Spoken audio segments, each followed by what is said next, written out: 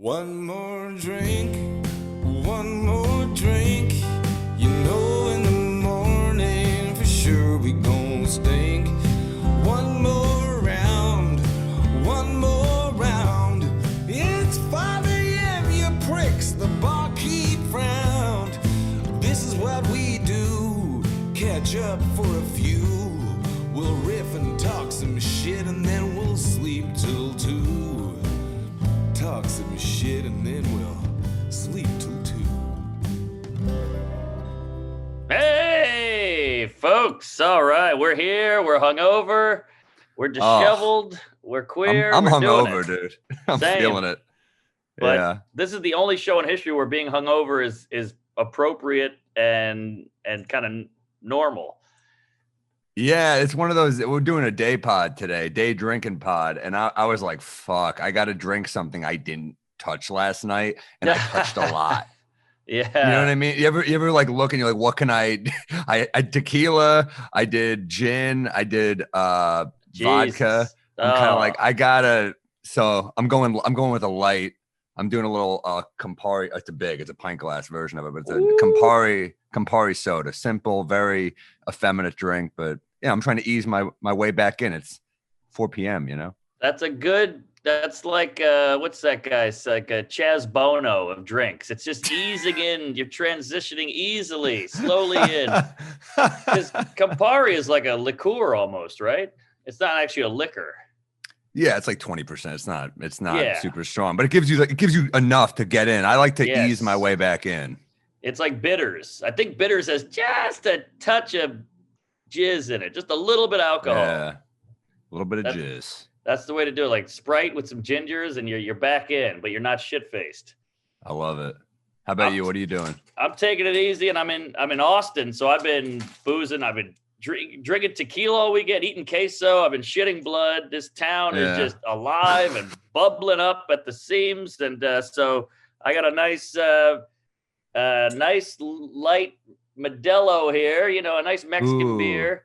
Probably one of my favorites with the gold tie. I hate Modelo, but I love Especial. Oh, you don't like the Negro Modelo? I mean, I like it, but it's just black and dark and heavy. This is just light and airy. Yeah. Yeah. Well, classic. But they were saying the same shit at the Capitol. Anyway. Yeah, it's too dark out there. We got to make some changes. But yeah. Yeah, that's good. Yeah, this is perfect actually. I was like walking, I'm taking a nice little stroll in the rain as it's coming down hard on me. Got a little massage. Woo! Help the old neck. The neck will go out. Trigger point massage therapy, man. It's painful, but it gets the job done. It does. It releases toxins. There's all these studies that like everybody should be getting massage. My dumb childhood, my evil brain, I cannot walk into a rub and tug. I can do, but a massage I can't do. I feel guilty. Just look at it like it's like a doctor. Look at it like it's have you ever been to a chiropractor? No, never. Oh man, I've done that. It's hilarious. Some of them I feel like do nothing. Yes. I can crack my own back. I get on a chair. I do this. I do the twist move. I saw one guy once, and he was just like standing in the corner, and he just like ran into me, and I was just like, "What the fuck hurt?" And he was like, "Yeah, well, I gotta level it out." And he was like, "Oh, all right, you just fucking." It was like a defensive end running into me. Right. Where I'm like, "It just fucking hurt."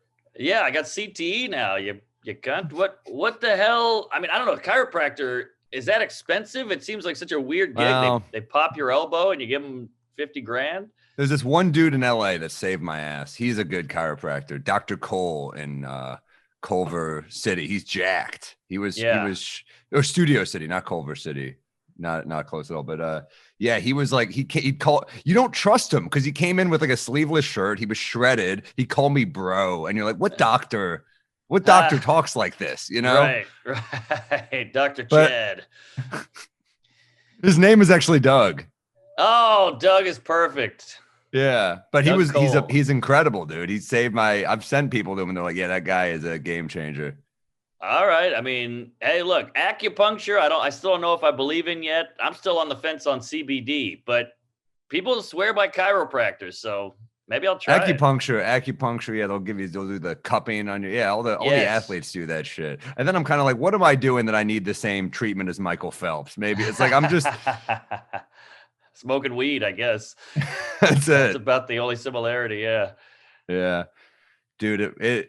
I don't know how athletes do it. I don't know how they play. I mean, I know they have access to the best healing and doctors and all that stuff, but I know they're on a special jet usually, but they're still 7 feet. They're still just played 40 minutes. Yeah. And it's physical. And then you land and you got to play. I mean, it's fucking hard, man. It's a nightmare. Then you got to train on top of that. And didn't some football player just shoot his wife and his kids and himself? I mean, they're all fucked up. I don't know if he had CT. I didn't see that yet, but yeah, that's what's going down. That was like Aaron Hernandez, man. He had the advanced CTE. Junior Seau killed himself. CTE. It's like, you got to look into that shit. Well, it's Bob. I don't know enough about it, but I do feel like, based on this, might come off as ignorant, but I feel like MMA must be much safer than the NFL, because it's every few months you're fighting. Like, you train, but if you're an NFL, if you're an offensive lineman, all you do is like crack helmets all day. Exactly. All day. And you in the training, in the game, you hear that smash. And at least with UFC, they stop it. You've never seen a ref come in and go, all right, he's tackled. You got him. You know, it's just pile up by 8 guys. You know, they're all 300 pounds. And the cool thing about UFC is they at least will say it, like, I got to stop fighting because I want to keep my brain. I got kids. I want to hang out with my kids. So they'll actually admit it, like, yeah, I'm getting punched in the face. This is bad news. But sometimes you see him, man. Like, I don't know if Holyfield was going to fight again, but I remember I had Holyfield when I had a sports show on my show, and I'm like, this dude fought professionally for like 30 years. Crazy. I can't imagine what that. And he was a bruiser. That was his whole thing. Yes. He's like, I'm the guy who's going to stay in it. Right. And he did he hear you? He only has one ear. I think he was probably I think he was like a little slow, but he also we'd make jokes. I remember we opened it with Stavros, and I'm like, we have a new opponent who you've never faced, and Stavros just ran in and ripped his shirt off and was like, ah, and he was laughing. He was being silly with us too. So that's great. But he's such a legend. You're just kind of like, oh man, it's like I'm in the presence of like one of the best ever. Of course. You just feel that. They just walk with that, you know? He beat Tyson. I mean, what kind of mind state do you have to be in to see Mike Tyson and go, oh, I can beat that guy? That is insane. And he beat him. Yeah. Well, Tyson was crazy. He had that stretch out of the gate. That was just. He's like 5'8", 5'7". He's just a tank. And that he's got that torque. I mean, terrifying human being. So scary. Brownsville, Brooklyn. So you're in Austin. How are the shows? Oh my God. I can't even get into it because they've been so great. We sold out every show. We added a show Sunday. It just sold out again. It's at 25% capacity, which is not a big brag here, but it still feels good. But like, there's demand. There's demand, and that excitement is, and you feel that from the crowd. Like, I was at the Cellar all weekend. I'm like, oh, I feel an energy, man, for sure. Yes. And I gotta say, if this is what 25% of the Paramount Theater feels like, I can't even imagine at 100. It's got to be just booming laughs.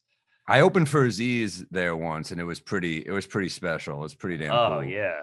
And just great. It's one of those cool cities where, like, you're on 6th Street, you're on Congress, everybody's up and at 'em. There's a guy on stilts, there's a drag queen on a unicycle, and a frat guy puking. And then you go in the theater, and it's from 1915. The Marx Brothers, Charlie Chaplin have been here, and it's beautiful and ornate. And you're like, wow, right outside is like a guy doing heroin. It's so funny. You just see like frat douches, and then you walk in, they're like, Elvis fucked someone in this broom closet right here. They've got all this weird history. Exactly. I know. And it's so pretty in there. It's cool how showbiz works. Then you do these shows, you get these applauses, you high five everybody, go outside, and then you become just as degenerate as the other guys. It is pretty weird, man. You're up there and it's like, you feel like, man, this is so kind of, I don't want to say dignified, but you're in a theater. There's something kind of dignified about that. And then you're like, oh yeah, but I'm not a theater person. Right. Yeah. There's a chandelier, a box seat. I'm like, I'm not that guy. Yeah, I got a mixed drink in the green room, and I just took a shit, I diarrheaed. I'm talking about my dick on stage, but there is an eloquence to it. I remember when Ray Romano did, I think he did Radio City or some great New York theater. I forgot which one, but he had a line where he's like, I think I'm the first person to ever say anal leakage in here. I remember that. Yes. Yeah. That was a great, because he was at the cellar. He was at the cellar all weekend too. Wow. Nicest comic. Hands down, nicest comic I've ever met. I'm on stage upstairs. There's the upstairs and the downstairs of the cellar. And I hear this booming applause to the point that it kind of disrupted my set for a second. And I was like, I'm a little upset I didn't get that ovation. And everyone starts cheering like crazy, like, being fun. So they trying to outdo downstairs. And then I get off stage, I go downstairs, Rock and Chappelle on stage together. Oh man, that's amazing. Wow. Yeah. Boy, we're back, cool. Baby. It's pretty cool, man. It was a fun night. Cellar was hopping. And then of course, you forget that the way they hook it up alcohol wise will do you in there. Where I was like, oh yeah, just give me a tequila on the rocks. And then they show up with a tequila like this big and you're like, I appreciate it. But also now this is my night. Right. Right. Exactly. It's funny because they're your friend and they want to be nice, but they're also ruining your life. We've all had that. You know, the bartender at this cool dive bar. So they hook you up, but you're like, if I drink that, I'll shit out my liver. Yeah. But thank you. But thank you. It's perfect. So how long you come back tomorrow? No, I can't leave. I'm fucking. I did this show. I added this show, and then Kill Tony. Hinchcliffe was like, "You want to do Kill Tony tomorrow?" I was like, "Yeah, all right, fuck it. Put down. Let's get another hotel room for another night. Let's do it up." So I'll be back Tuesday. Nice. But I appreciate you guys making time for this in the day, because I knew right when you get out of this theater, you just hit the street and you just guzzle booze, and some guy hands you a pill and you start jerking off a guy and it's all over. Oh, dude, there's an energy in the West Village right now that's pretty crazy. Like I was out with our boy Salacuse last night, the Q. We had such a good time, man. I love him. There was a great moment at the cellar where I'm just hanging out with him on Wednesday there, and Sean Patton and Louis come over and they say, "What's up?" And Sean Patton goes, "Oh, you're Salacuse."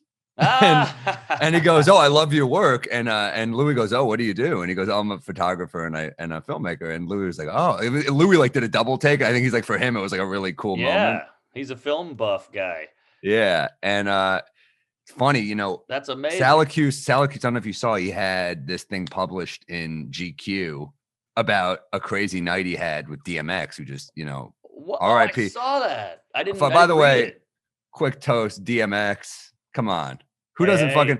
We were walking home last night, Salacuse and I, and we're on the train, and we passed some cops blasting, "Y'all gonna make me lose my cool." And you're like, talk about breaking through.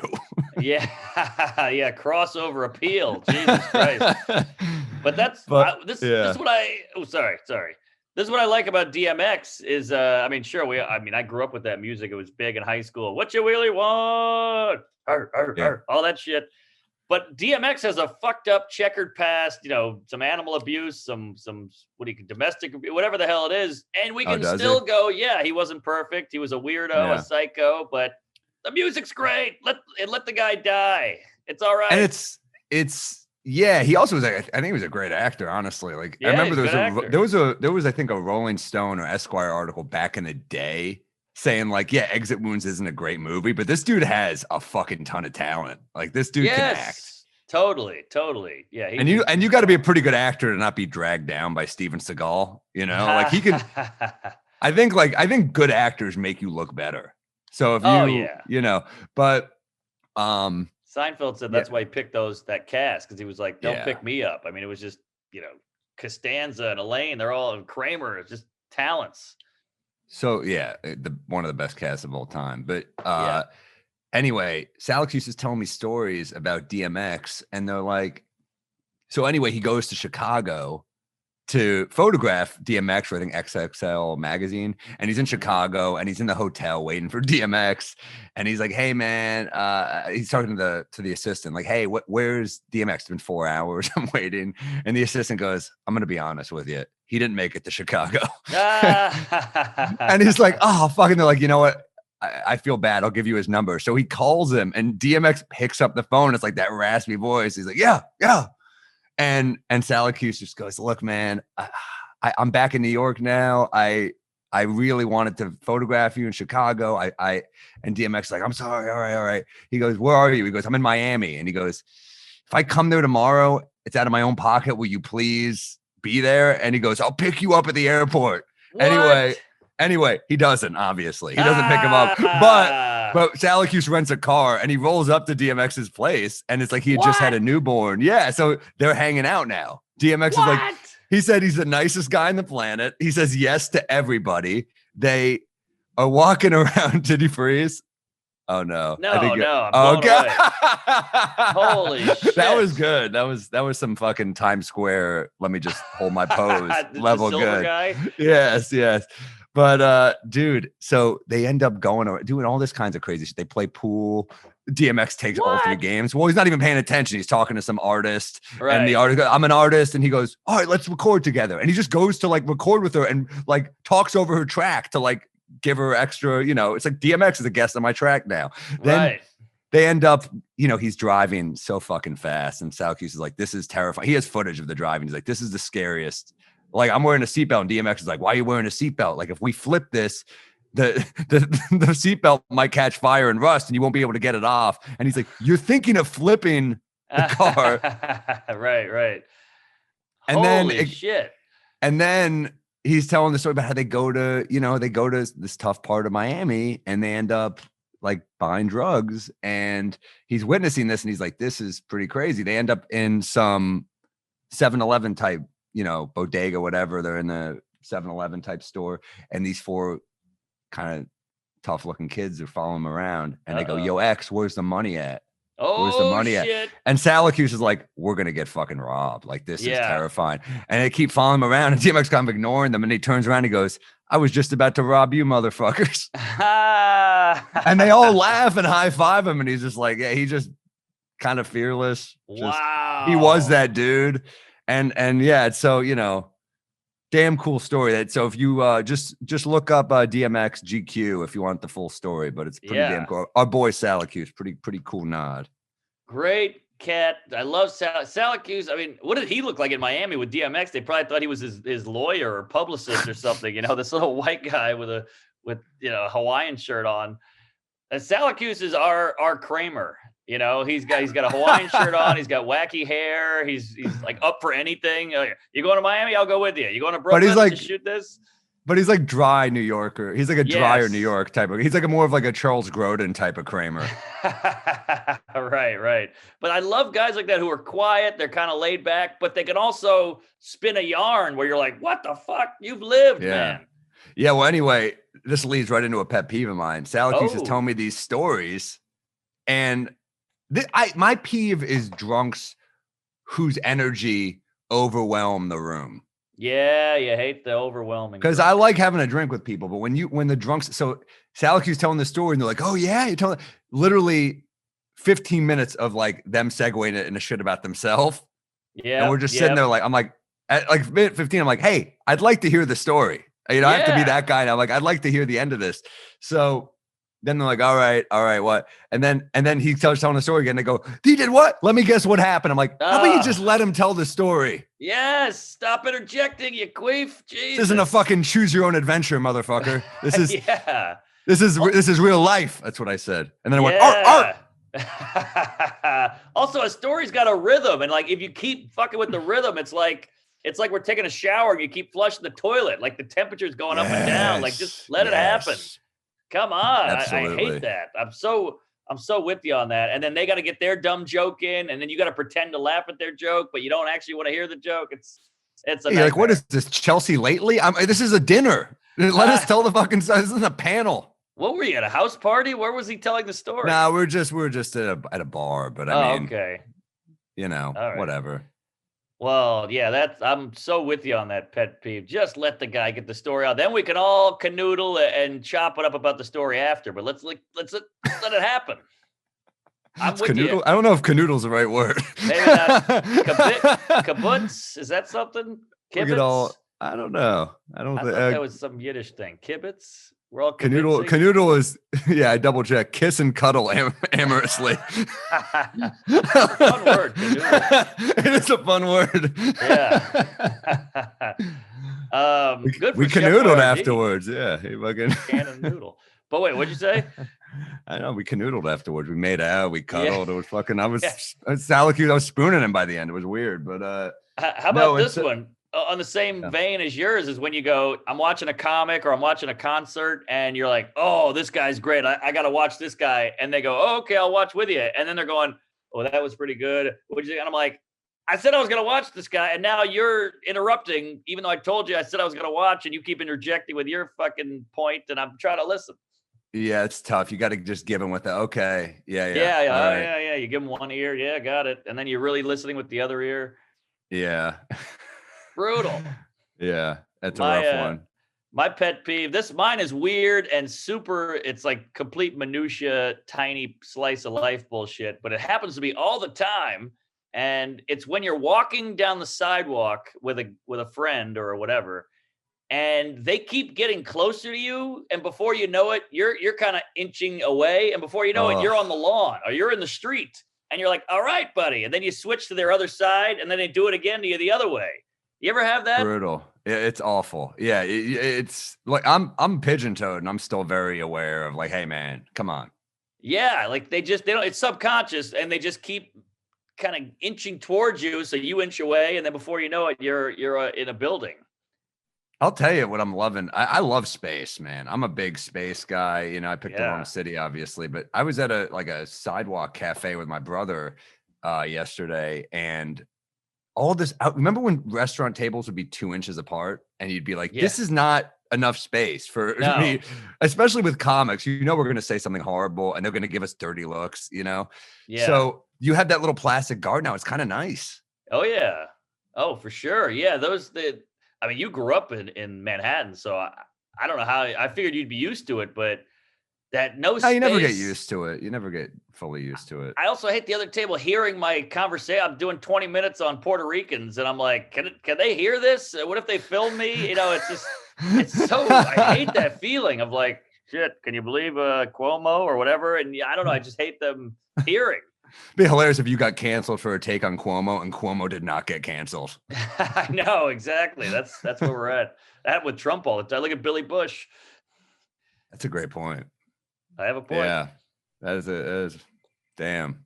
Yeah, well, Cuomo's really like he's doing. It's getting to a point where I am starting to enjoy it because he's just like it does take a level of confidence to just like to not even address the allegations at this point. To just like she'll be like, "What's on the agenda today, boys?" And you're like, "Oh, you're just not even gonna talk." Okay, all right. I know. It's kind of impressive. It is. Well, the first couple, you're like, "Oh, damn, this guy's a psycho. He's in trouble. He's grabbing women." And then I read a few, and they're like, "He kissed my cheek. He waved to me. He gave me an elbow bump." I was like, all right, come on. But the first one, I don't doubt that he's a shitty boss and shitty person, but it is like now it's kind of like, well, when you kind of give Al Franken the boot, I know he resigned, but he kind of got the boot. It's like this is now he's getting a benefit from that shit because you're like, well, he kind of got fucked. So yes, so true. But yeah, that space in New York. I mean, even the grocery store, the aisles, you're like, if somebody else comes down the aisle, you're like, oh shit, you got to do the sideways shimmy. That is not made for humans. You got to grab your partner do-si-do. It's fucking horrible. You know, I'm walking my brother down the street. This is a great New York moment. I'm walking my brother Upper West Side. We pass the Sidewalk Cafe, and as we walk by, we overhear a woman. She's got the burger open face. She hasn't closed it yet, and she just goes to the waiter. A bird shit on my burger. She's like pleading. She's asking for another burger because a bird shit on her burger. That is classic. Wow. Which is kind of not the restaurant's fault. Like, I guess that's the risk you run if you're sitting outdoors, but you got to probably give a free burger. You got to do it. Yeah. And the sad thing is if she would have closed that without looking, she would have eaten that thing because it kind of could be like a black and blue or like blue cheeseburger if you don't look at it directly. It's funny how outside eating used to be such a treat. Like, ooh, there's a patio, or ooh, let's eat outside. You know, the sun is shining, and now it's like, give me the fucking roof, give me an AC, give me a booth, give me inside.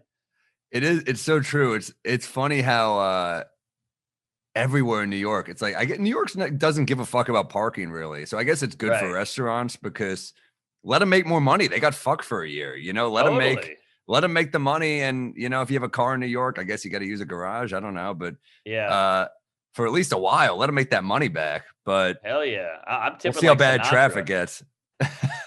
Just because I feel guilty, I'm like, here you go, waiter. I mean, you got fucked hard.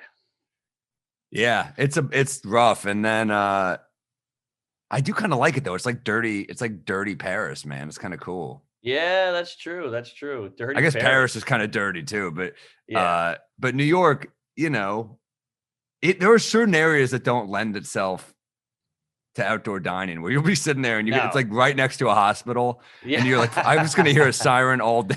Right. It's kind of rough. Right. Yeah, that's true. You hear it in the distance, clear. We're losing him. You're like, I expected a better ambiance from the Firehouse Cafe. This is bullshit. I love Dirty Paris, by the way. That's a sex move if I ever heard it. I gave her a Dirty Paris. That's where you Eiffel Tower with a guy and jizz on her ass. I don't know. It is funny that anything will be turned into a sex term at some point. Anything. You're like, Eiffel Tower, what?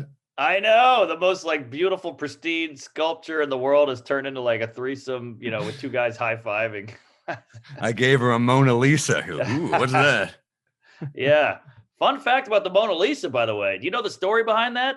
What is it? Well, this is what's so interesting about showbiz and entertainment. Like, you know, Bill Burr, great comic, yada, yada, yada. But he didn't break until that Philly rant. And that like kind of put him on the map. I mean, he was always good, but that put him on the map. The Mona Lisa was just this kind of run-of-the-mill painting from Italy. And, you know, it was whatever. People walk right by it every day. Then it got stolen, became the talk of the art world. Every newspaper, the Mona Lisa is stolen, some art thieves. They found it. Then they put it back. And now everybody had to see it because it was the big stolen painting. So it almost kind of went viral. Interesting. It's Da Vinci, right? Did he not break till like, I always wonder, I don't know enough about art to know which artists like, they're like, oh, they're huge in you know, when you reminisce about them, but you're like, what were they fucking? No. Were they huge at the time? Most of them probably had nothing.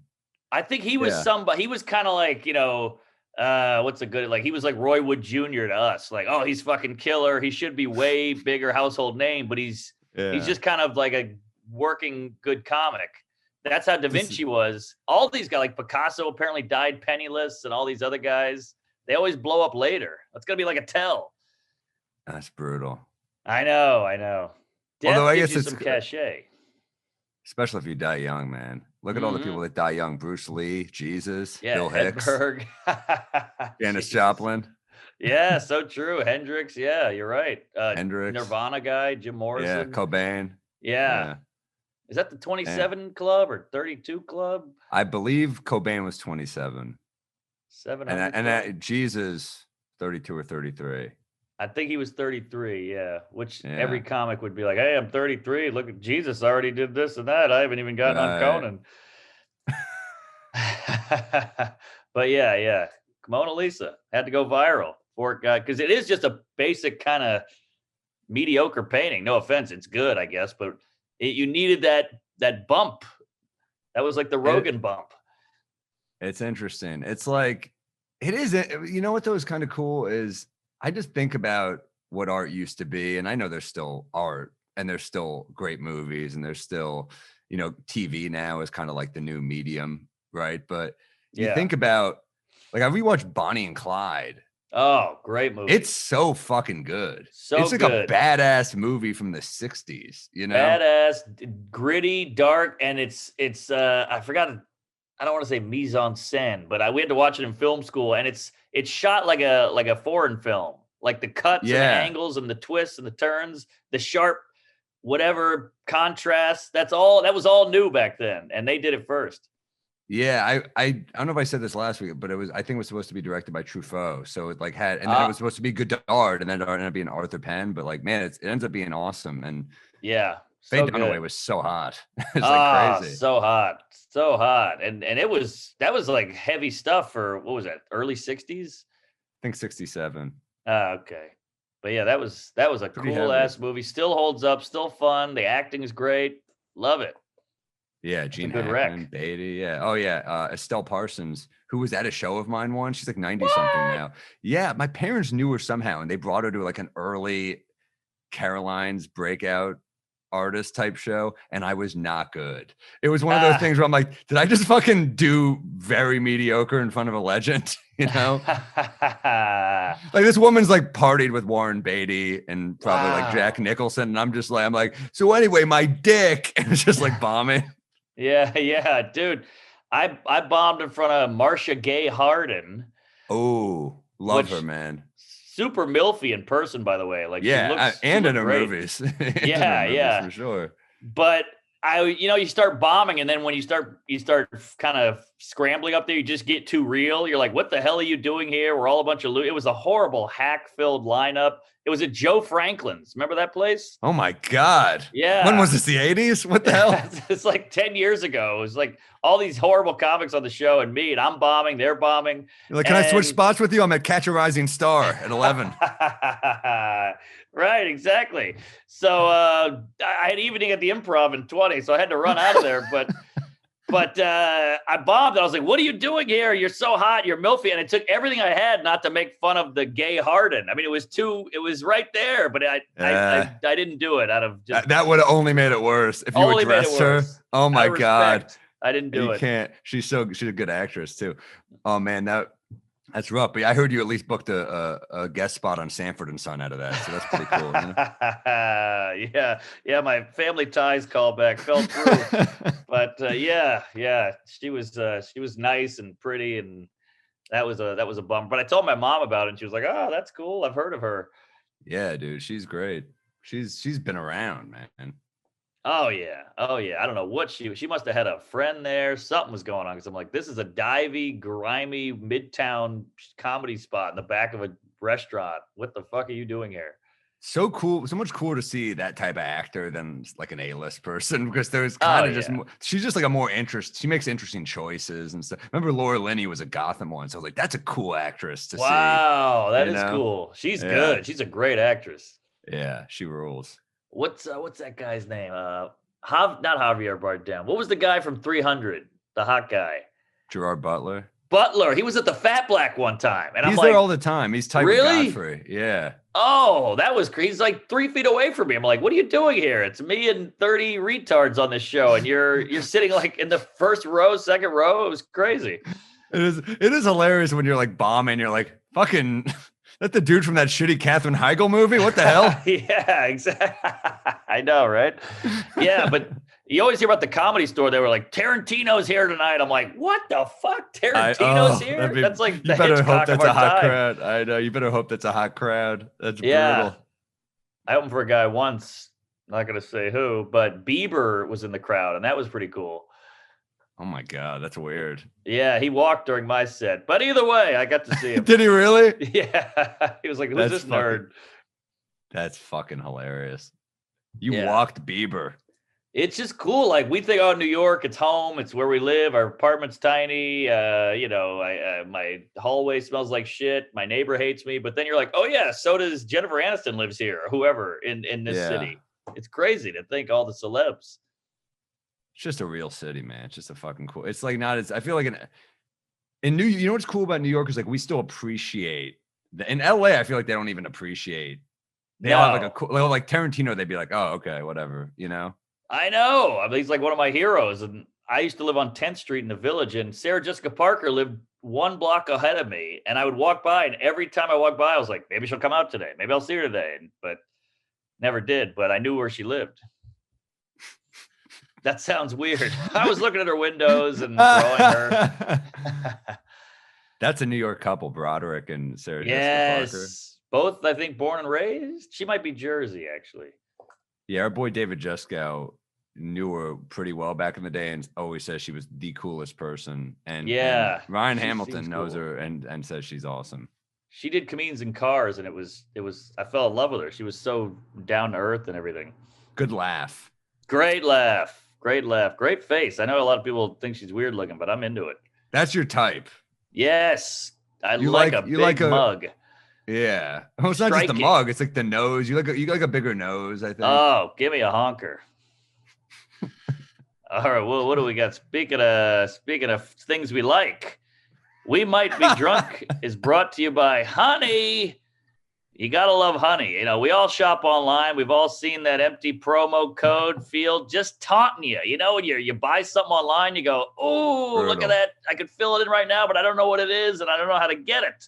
Well, thanks to Honey, you don't have to search for one anymore. Honey is a free browser extension that scours the internet for discount codes. When you're ready to check out, Honey automatically applies the best one: instant savings. Honey has found its customers over 2 billion clams in savings, supported by over 30,000 stores online. What a genius invention this is. I mean, this is brilliant. You just don't have to do constantly save money. anything. I used to Yeah. always be like I would Google promo code for the store I was shopping at. Do you ever do that? Yes.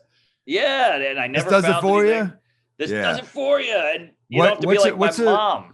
What's My a mom's in the- go-to Normand order on the internet? What's something you order? I got shirts on my site, or you can buy our albums somewhere. No, I'm I meant sure. like what's something that you order is what I mean. Oh. Well, I don't want to give any brands away, but I just got some jeans off the internet. I buy shoes online all the You time. do jeans on? I can't do. I'm always scared clothes. I've done it, and I'm always disappointed with like the It fit. rarely or- works, but I got lucky. These jeans fit like a glove. It all worked out. But yeah, Yeah. I get all my, toilet paper, toothpaste. I get all that shit online. And it's just so easy. It just shows up one day. So I highly recommend it. My mom would stand at the counter at the grocery store clipping coupons for half an hour with everybody behind her pissed off.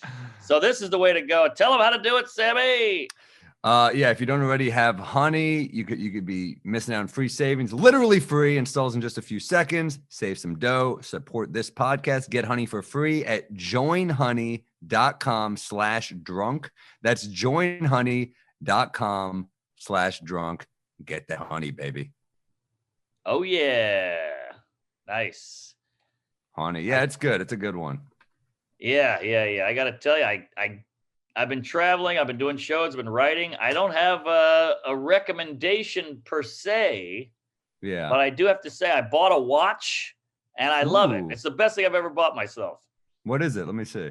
Well, it's nothing snazzy. I got a Timex. It's a vintage look. It's only $50. Timex, but it's the best watch I've ever had. It fits right on. It's that kind of cool. Oh, look at that. Like the band is just, there's no clip. It just kind of sucks onto your wrist, and it's got the indigo light. It's got the date, the day of the week, and the time. That's all I need. Never been a big watch guy. I wasn't either, and I tried it. Now it's all I do is every day. I just look at this. You never have to pull your phone out. You got the watch right there. I knew a kid playing basketball grew up who had a watch and it was like sharp on the Oh, end. yeah. And he would like try to swipe you with it. You're supposed to take the watch off. I'm like, you're cutting me, dude. He was like, that's how he would like try to fucking intimidate you on defense. Oh, what a douche. That's evil. It was fucking evil. It was an evil motherfucker. Yeah. But no, this is just, you can bring it on stage and you just kind of look at your, I've been on 20 minutes. I've been on 30 minutes. I mean, it's a huge game good. changer for me. I like knowing what time it is all the time. It's nice to know that not have to look at your phone for just another reason to not look at your phone. So that is cool. Yeah, I read some stat that we open our phones like 600 times a day, over a day, and you're like, I can't have that. That ain't good. No, and how many times do you go, I got to text John, and then you open your phone, you didn't even text. Now you're on Twitter, now you're on Instagram, now you're on Facebook, now you're on email. You didn't even get to the text. Yeah, it's terrible, man. It really is. And like, it can't, all the things that we talk about how we need our brains, and then you just feel your brain turning into mush. And I like we're doing on a drinking podcast. You got to take care of your brain. I'm like, literally, Right. right. Like, fuck it. I hobbled out of bed at 1:15. I'm like, you got to take care of yourself, folks. Anyway, yeah, I got a good rec, I think. Hit me. I already said it. It's Bonnie and Clyde, man. There's movies from the 60s. You know what I like about, and all right, spoiler if you haven't seen it, but something I like about 60s movies is they would just end in fucked up ways. There's something really cool. 70s did this too, but like, I mean, Dog Day Afternoon, Taxi Driver, they could just do something shocking and then the credits roll. Right. Totally. I mean, I kind of love that. I mean, you know what's coming. You know they're gonna die, but yeah. you don't know when. Yes. Yeah, that's so true. Yeah, the 70s I think is the best decade for film because it didn't get as commercialized and like corporate, and it was just art. Like Cuckoo's Nest is art. That is a fucking film, it's and art. it's gritty and weird and twisted and funny, sweet, funny. It's got everything. And but so you're is right, this. they just end. Yeah, this dude. too. Those movies hit. They kind of hit every note. It's also funny when Bonnie and Clyde came out. Jack Nicholson was like nobody, right? I mean, he was not famous. Not really. No, he was just the young, kind of hot young guy who just killed it. It was like Chinatown and Cuckoo's Nest and 5 Easy Pieces and Easy Rider. Easy Rider 69 though. That wasn't even out. I wonder when 5 Easy Pieces came out. I'm looking it up. I'm gonna go 72, 73, 70. So he had a run, and then Chinatown. Man, Faye Dunaway. The fact that she's in Chinatown, Network, and Bonnie and Clyde is like that's like first ballot Hall of Fame shit. That's totally what a roster, what a resume. Yeah, she is so hot and cool and kind of sophisticated, even when she's playing someone just fucked up in the head. Right. Even back in like the 80s, 70s, 80s, like Animal House, Caddyshack, the comedies were still solid movies. Like Ferris Bueller's Day Off is a movie I grew up with, and it's actually a good movie, and it's a comedy. Or Breakfast Club or Home Alone, all those, I don't know how good Home Alone is. I like it, but I don't know if it's like a great movie. I mean, it's not The Godfather. But Home Alone it's like, 2 sucks. I'm sorry. Like everyone talks. Do you like it on that? What? Do you like it or do you like it? Or no, Home Alone 2 is a pile of garbage. It's terrible. One has got the heart. I get it, but you're like, it's fucking come on. But Pesci and Stern, they were so good. Yeah, Pesci just never missed. It was kind of just like never misses. Even Eight Heads in a Duffel Bag had moments. Yeah, I remember that movie. Remember that fucking awful poster too. But yeah, man, Gone Fishing. I saw all the fucking movies. Gone Fishing. But My Cousin Vinny, good movie. I mean, look, that's it's not great movie. Yeah, it's not Cool Hand Luke, but like that is a great movie. Trading Places, Coming to America, all those Blues Brothers is good. Like even the comedies were fun, good movies. Now it just feels like Cheaper by the Dozen, Parent Trap, all this shit. I was like, come on. You know why, dude? Because it's all about excess now. It's like algorithm shit. I mean, it's what it literally is, an algorithm. It's like, totally, like you hear all about like multi-picture deals back in the day, but they still took time on that shit. I feel like everything's rushed out now. And that's what like TikTok and all that shit is. And that's why when you see a movie like Bonnie and Clyde, you're like, this took years to make. Yes. You felt that it was like important. Like you could just tell, like, Warren Beatty produced it, but you're like, oh, you could just sense like he cared about this material, and the writers forever to get it sold. And it's kind of cool. It's a cool story, It's really cool. Even cars. I mean, not to get into cars, but like you see a car from the 70s or the 60s, you're like, it's this beautiful with these great lines and curves, and they didn't think about crumple zones and airbags, obviously. So, everybody died, but I mean, they're just so cool. Then you look at every car now, and it's like it just looks like a fucking shopping cart with wheels and a roof. Well, you have a classic car. I mean, like something cool about classic, about throwback. I mean, now there is. I mean, you're right. There are no airbags in some of these cars, which is rough. But there is something pretty damn cool about it still. I think it's a lot like comedy. Like we'll sacrifice.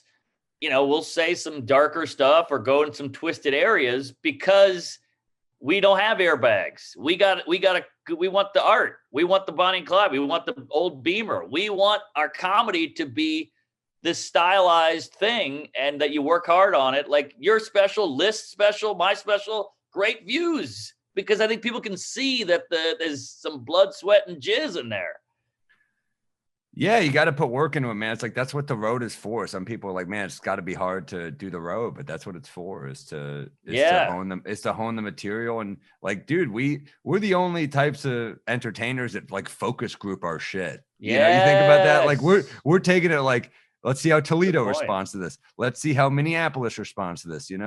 So. Good point. Yeah, I mean it's necessary. It's a necessary part of the gig to take it different places. And maybe sometimes one market doesn't respond, but hopefully I think overall you're like, I think I know what works. Right. And not only do we focus group it, but we focus group it and write it and perform it. So it's all filtered through us at the end of the day. Whereas a movie or a TV show, they go, we showed it to a few housewives in Minneapolis and they didn't like that guy. So we got to get rid of him. You're like, yeah, but he's the bad guy. You're not supposed to like him. I know, but he's unlikable. Get rid of him. So now you got 8 people telling you this. It's a film about lady, Hitler.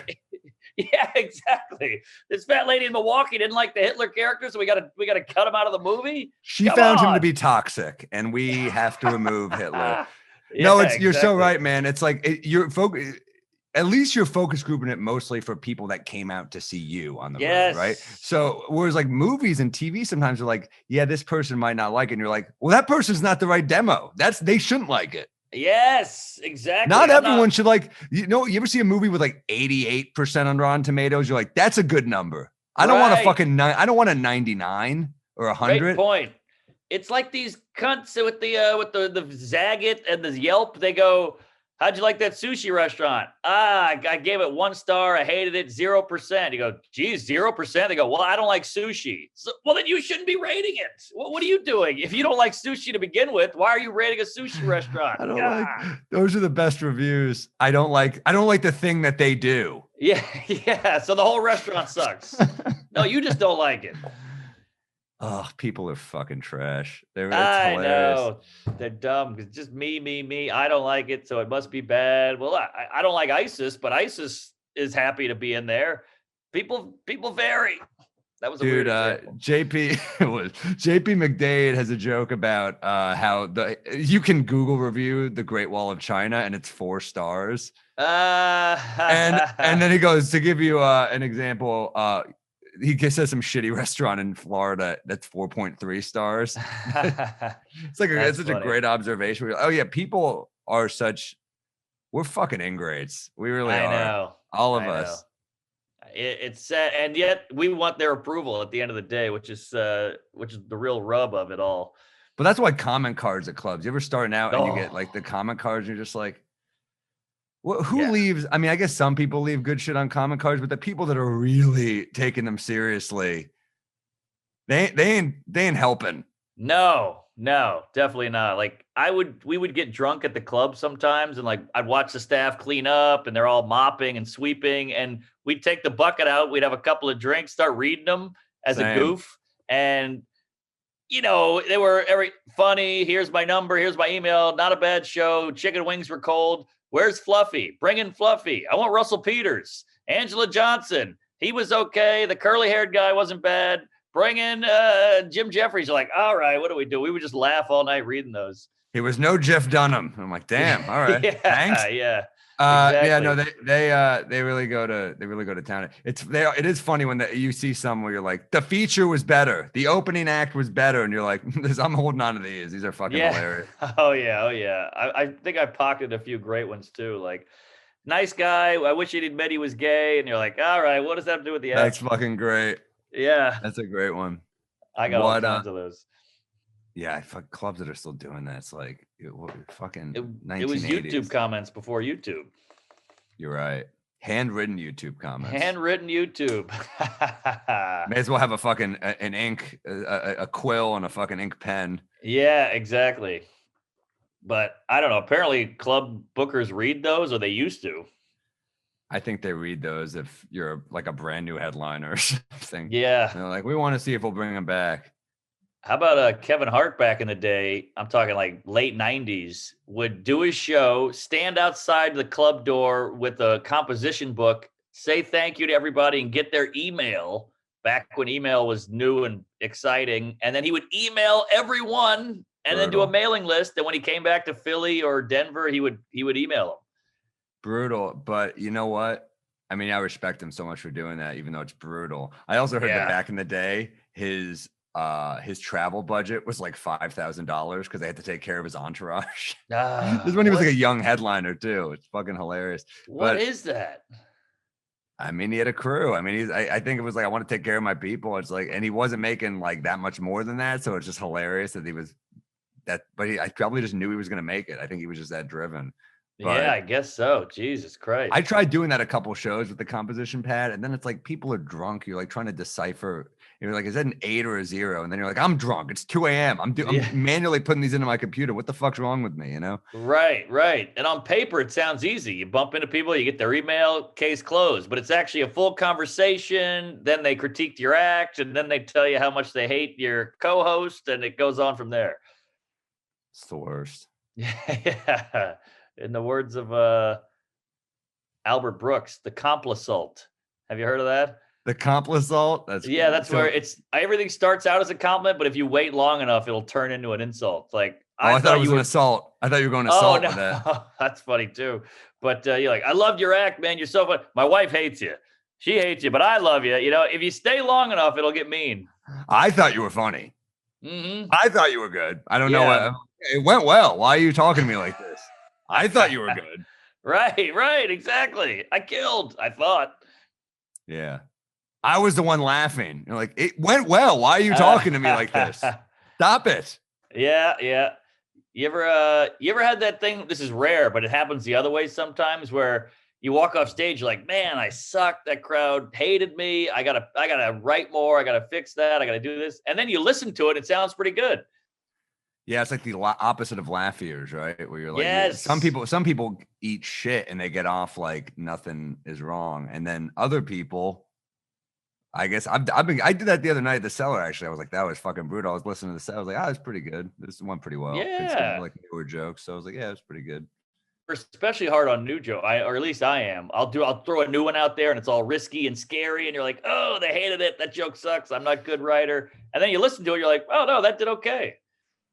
Yeah, I do the same. I mean, because they're trying out for the team essentially. The new yes, exactly. And you're kind of like you better impress. Yeah, you don't want the new guy who come in and fucking just bend over. You can't hang with these other jokes.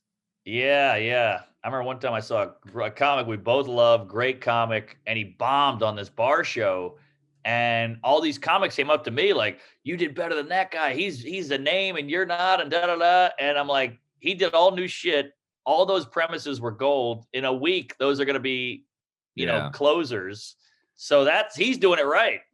I'm not a fan of the comparing the I hate people the on the show. It's like, guess what? Even if I don't like love the guy, I still like feel like an obligation a little bit to defend him. You know, it's something, and yeah, I don't like the pitting us against each other. That's what the fucking industry does, dude. That's what they pit us against each other. Like we're the ones who help each other out. Like who helps you more than comics? Of course, it's all comics, definitely, for sure. But I do watch, you know, when it's like a, what do you call those? A showcase show at the Cellar. There's 6 comics and a host, or 5 comics and a host. You watch everyone come out of there, and if you listen, they're going, the 3rd guy was the best. I like the 4th guy. 4th, 5th guy, he was the best one. You're like, this is what everybody does. You're like, just enjoy it. But it's like a human nature thing. You just have to rank people. They like, that's why people like reality shows, because there's a winner. It's so stupid. But you know, that's not how I consume stuff, really. You know, Me neither. I don't watch a movie and I'm watching Bonnie and Clyde yesterday. I'm like, man, this is a fucking great cast. That's what comes to my mind. It's like, man, this is so well shot. It's not like I'm not like watching like Faye Dunaway was better than Warren Beatty. I'm just like, they're both fucking good. I don't know. I'm not trying to. It's weird. It's a weird way to. I don't know. It's a weird way to look at things, but it's just subconscious because we all do it. He stole the show. I mean, he was the breakout star, or she really, really took the thunder, or whatever it is. You know, I'm sure I've done it a bunch, but I try not to do it. Yeah. Well, I mean, look, it's such a competition obsessed culture. I mean, it's why people love, you know, sports and things like that. I mean, there is a winner. It is a story. It's meant to inspire and not just entertain, but people are like, this person. It's like an underdog story. They call it a Cinderella story. Yes. Sport, you know, it's like people are obsessed with. They are losing. You know, and then the irony is that you make it to the top. The underdog made it, and then they want you to fail. Sure. You know, right when you get up there, they're like, all right, let's bring it back down. You're like, what? We just traveled all the way up here. It took 20 years, and now you want me to come crashing down? No, that's why we built you up, to bring you back. We're not good people. Yeah, for sure. That's why I'm staying in the middle. I'm getting to the middle of the mountain, and I'm going to build a hut and get a couple chickens and just hang out there. Well, they still might bring you down. They'll just bring you even lower if you stay in the middle. Yeah, exactly. I don't know. I'm getting one of those weird hammock things on the side of the mountain that just hangs there and you can sit in it and take photos and have a coffee out of a thermos. I think it's basically that is a showbiz career. Basically, is like Yeah. But I mean, that was like Sinatra, right? I mean, he made it as big as possible, and then he's like, "Fuck it, people will forget him." Then from here to eternity, then he's back, and then you're like, Right. "Oh shit!" His entire life was kind of up and down. It was a higher up and a higher down, Yes. you know. Yes. But Totally. it was, you know, But that's what it is. Patrice said it best, I think. He said show business is a roller coaster. You wait in line, then you notice, hey, I'm ticking up. We're going up. This is great. This is fun. Then you're on top. You're like, oh shit, I'm on the top of the loop. This is crazy. And then woo. Then you wait in line again, just for that one little rise. But you're gonna fall. It's a perfect analogy. That's what a drug is. There is a higher chasing. That's kind of what comedy. It's kind of how you stay as a stand-up, because you kind of get one taste early on of a good set, be it a bringer show or maybe you got a hot crowd at the right time, and you get just enough to be like, all right, I'm gonna stick around. And you are chasing that high. It is a drug. Totally. I mean, how many people in comedy are like, that guy's still doing it? I've never seen that guy do well. I've never seen him happy with his set. The crowd hates him. 20 years later, still doing it because he still gets the accoutrements. You still get I guess I got a show tonight. Oh, what do you do? I'm a comedian. Oh, my profile's me with a microphone. You still get all the fun stuff, even though the 8 minutes of bombing sucks and you'll never make it, but you still get those other things. Any other person probably also had a good set like 3 months ago. Right. If they're getting up enough, like as we say, if you do enough sets, you're gonna have the horrible sets. Right. So if you do enough sets, you're gonna have those fucking kill sets, even if you're not that good. Some crowds are just red hot. That's true. And they go, that crowd got it. Those other crowds are idiots. That one got me. You're like, yeah, that makes sense. I did that shit for years. We all did, because you had to lie to yourself in the beginning. We all sucked. Yeah, it's always weird when there's people that kind of just come out of the gate. I think I heard Bill Burr once say, that comics will post their early sets and like how stupid that is because like you think De Niro posted like his first acting audition. Right. Exactly. But we'll do that with stand-up. It's like, oh, you'll show yourself as weak. Yeah, it's true. But it's also in the context of look how much better I've gotten and look how bad I used to be. People can progress. So I think it's cool. I saw John Goodman posted his Roseanne audition and it was killer. You're like, I would have hired him too. I don't think there was ever a time when he was bad though. That's true. I can't picture John Goodman not being. He's fucking great. He's a beast. He's great in everything. Big Lebowski, he's great. Roseanne, he was great. I mean, he was King Ralph, the Babe. Come on, Fred Flintstone. What range? Davis. Yeah. What was it? Inside Llewyn Davis. Oh yeah! Wow, he was great in that. Yeah, no, he's always great. I love him. Yeah. Flight. He's good in Flight. Oh yeah. He's a great actor. Great actor. He's a weird New Orleans staple. Everybody in New Orleans, he has a house down there. He's like a big. I saw him in the street there once. Shut up! He was walking into a Whole Foods. I was like, oh shit, that was John Goodman. It was when he was in a period where I think he lost a good amount of weight. Well, yeah, he's at Whole Food. He's trying to do something. Yeah. Wow. Dude, yeah, he's a legend. Oh yeah, and kind of keeps under the radar. You don't see him at like big events and Oscar shit. He's just doing his thing. For sure. What, do you got a new bit you're working on? Yeah, I got a couple, and they're all over the place. They're so raw and loosey goosey. I've been trying to find them on stage, and there's not enough there yet. I need some hard examples. I have a few loosey gooseys as well. All right, great. I got two. They're so loose that I feel like I had to bring two because they're not punched out yet. But one of them is people keep complaining about AI. Like the beginning of the bit is it's weird how technology keeps getting better. Like everything's getting faster and sharper and clearer. And yet it feels like people are getting worse. Right. Technology is getting better. People are getting more petty, more narcissistic, more, self-involved. But we got like an air fryer. We got streaming video. We're going to the moon all the time. It's like everything we're making is getting better, but everything we make is getting better except the people we're making. That's a good angle. It's a an different angle. bit. I had a premise once a long time ago. I never really did anything with it, but I had to say, well, how phones are getting better and people are getting worse. And I say, phones are getting thinner, stuff like that. That's good. I never did anything with it, but there's something about I also think it's the technology making us worse. Oh, that's interesting. Because where are people at their worst? I think they're either on social media or if they're in public, what do? You put up a phone. Yeah. I mean, like you film it. No matter what, the technology surrounds us, and it's a part of the evil. Like people were fucked up before this shit, but this is like fuck up enhancement, kind of. Yes, that might be the angle. The technology is getting better, and yet it's making us shittier. And we make the technology. That's the irony. Yeah. We make that it. That might be it. Let me write that down. It's hurting our development. And who's making it? Kids. And, right. And they're not even developed yet. Yes. That's nothing. But I'm just riffing here. But yeah, it is making us worse. Well, then, because you know what? It's an instinct, but then it's also kind of permanent, right? Like you have a couple drinks and you're like, I'm going to tweet this. Fuck this. I'm gonna tweet this. But then it's just up there. That was how you felt for like one moment. Right. But now it's like, look, this is how he feels in general. Yes. And you're like, no, that's how I felt. But there's no, this is how I feel in this particular moment setting for Twitter. Right. Yeah, it's true. I mean, how many times have you gotten in a fight with your mom? Go, I hate you, Mom. You don't actually hate your mom, and she knows that, but you just, in that moment, you're so angry that you were irrational. I've never done that because I love my mother. But no, of course I've done it. When you're a kid, of course you do that shit. And it's like, no, you say that, you say shit you don't mean. I feel like therapy for both of us has made us calmer in fights. Yes. Don't you think? Oh, for sure. Yeah. I've been pushing therapy on everybody because you realize, hey, some of this is on you, buddy. It's not just other people being fucked up. You got some fucked up shit, and that's what therapy is good for. Yeah.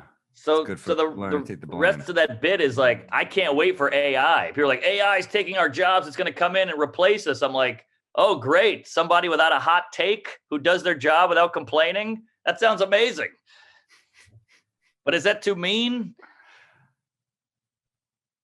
I'm thinking it's like, it's not hitting. So, well, it's tough because I wonder why it's not hitting. It might be like AI. It's like, well, more people are going to be out of work. Like it's going to fuck people. So maybe that's why they're not. But like, so with that take, I think you got to go further. Like, I think you got to go even harder with it. I think with a premise that's kind of like, we all suck. AI will be better. Maybe you bring it on yourself and you're like, fuck. He's like, oh, you know what? I want this in my dream. I want that in the dream. It's like, oh, you know what doesn't want that? Robot Mark Normand. And you're like, oh, come on. I'm basically a robot. I barely feel. Right. Yeah. Yeah. I don't want to get a boner in a playground. And don't worry, the AI won't.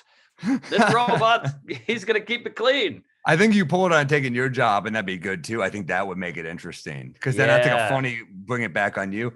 But yeah, it's something about like, it's funny. I do think about that sometimes with like these conditions in Amazon warehouses are unlivable. They're unacceptable. And you're just like, some of these like people are pregnant in the warehouses and you're like, well, you know who won't get pregnant is a robot. Exactly. And that's a fucking heartless, horrible take, but it's kind of funny. It's kind of funny and kind of true. Yeah. But obviously everybody needs a job, but yeah. Well, shit, man, truckers, that's like a real, like, that's a real worry. That's a worry. Like jobs like that where you're like, shit, there's a lot of jobs. I mean, we might get fucked. They keep developing this hologram technology. It's like, who do you want to see? Mark Normand and Sam Morril on the road? Or do you want to see fucking George Carlin live at the Improv, beamed in? Yeah. And even if they do see our hologram, he won't be hungover. He won't be trying new shit. He'll be a fucking professional. Playing the hits. Yeah. Yeah. So that was that. And then I have a horrible premise about I'd be the worst trans person because like trans people have to be strong and like stand up for themselves. Like, hey, it's not he, it's she. But if you call me Matt, I just go with it. Yeah. I have no backbone with that shit. You're like, hey, Matt, you're an improv guy, right? Oh, yeah, that's me. Like, I don't. It says $10 on the window. You charge me 20. I just go You with know what it. it is? When you aren't trans, you take your identity for granted. Right. Because like someone says to me, like Seth, I'm like, yeah, I could be a Seth. Who gives a shit? You know what I mean? Yeah. Like I'm like, yeah, whatever. I'm like, no, it's actually Sam. It's like, but you said it to a trans person, you go, I'm Veronica. Right. But like with me, I'm just like, yeah, it's fuck. I don't feel like correcting them. Whatever. Well, I think to be trans, you got to have some self-esteem. You got to believe in yourself a little bit. But me, I'm just like, oh, I don't care. And also, they are correcting people more than you are. Yes. So they're used to. They're like, it's kind of just like reflex, probably. Like, no, actually, I'm this. And like, okay. Right. My apologies. Yeah. So that was all I had on that. But what do you got? I have a couple ideas. So I was watching that QAnon doc, which is great. I finished it, loved it. Oh yeah, I want to do I did a thing about how, like, one of QAnon's big thing is that they're anti pedophile, and I'm like, wow, what a brave stance to be against pedophilia. I've met so few people that are like, I don't condone that. So very cool. But to me, it's like, I saw one sign in the video and it said, pedophilia is not a sexual orientation. And you're just like, I've never heard that argument ever. I've never heard anyone. It's never like, you're straight. And you're like, actually, a pedophile.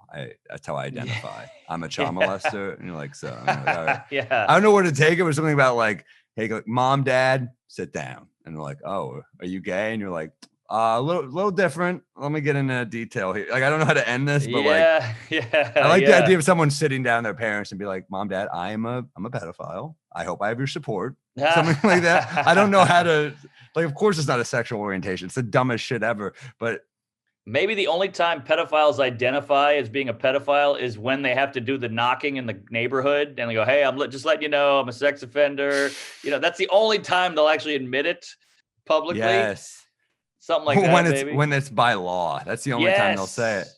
Right. Otherwise, that's funny. they keep the that knock shit on the door is up. a funny visual for sure. That's good. Yeah. Also, pedophiles are horrific when even murderers in prison are like, we got to beat up that guy if he diddled a kid. We got to kill him in the shower. I'm like, you murdered your dad. Yeah, but he had it coming. But that kid or that guy touched a Cub Scout. We got to kill him. Yeah, that's funny. Yeah, even murderers are like, this guy's got to go. Well, they do that with they do that with everybody. They do it with regular people too. But right, really. Oh yeah, you kill regular people too. Yeah, but this one's personal. We got to really. Yeah, exactly. That's if I was a pedophile, I'd be in prison. Like, dude, you killed your sister. Like, you killed a kid. I fucked one. What's worse? Right. There's the other angle I had. I was watching the Derek Chauvin case, the guy who killed George Floyd, watching the trial. I don't know how you could watch that shit. Horrific. It's horrific. I mean, I'm out of curiosity and to see how the lawyers handle it really more so than anything. But, yeah, I mean, it's horrible. It's like the footage is the worst thing I've ever seen in my life. I'm watching, and it's like, makes you realize how much you have to dumb down a case for a jury. They're like, our next testimony is from a breathing expert. And some guy like sits down. He's like, yes, oxygen is necessary to live. And they're just like, and you're sure about this? You're like, yes, I'm a breathing expert. Like, all right.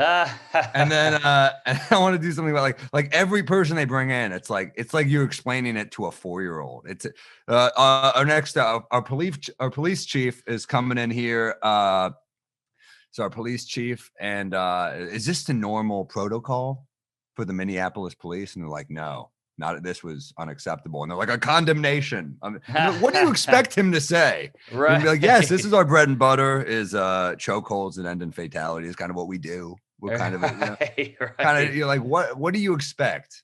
Yeah. I don't know where I'm going with this, but there's stuff like the idea that you just bring in people and you're just like, yeah, I eat dinner every day. I'm kind of a foodie.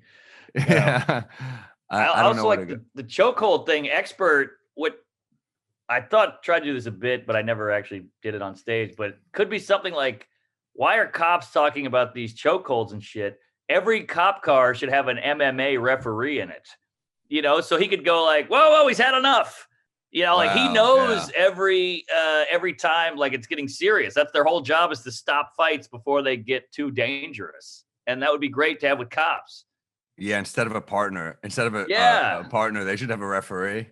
Yeah, because they know everything about the body and chokeholds and all that shit. They're like ex-fighters. So who better to follow a cop around and go, woo, okay, he's had enough, you know?